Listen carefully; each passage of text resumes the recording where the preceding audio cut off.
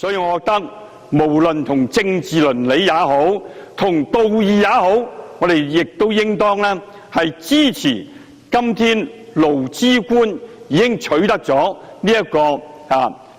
3天有薪侍產假嘅共識。主席，一陣間會通過呢個議案，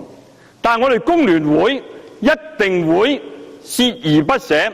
繼續努力嚟去爭取政府同埋勞顧會作進一步嘅檢討，以進一步嚟去令到呢個有薪侍產假隨着社會嘅發展得以進一步嘅改善。呢個係名副其實嘅袋住先方案。我亦都好歡迎，亦都支持所有頭先發言議員話會繼續爭取或者爭取呢個男士侍產假7日全薪。但係頭先王國興議員話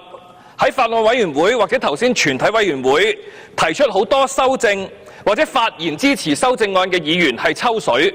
我想話工聯會最後喺佢支持嘅7日全薪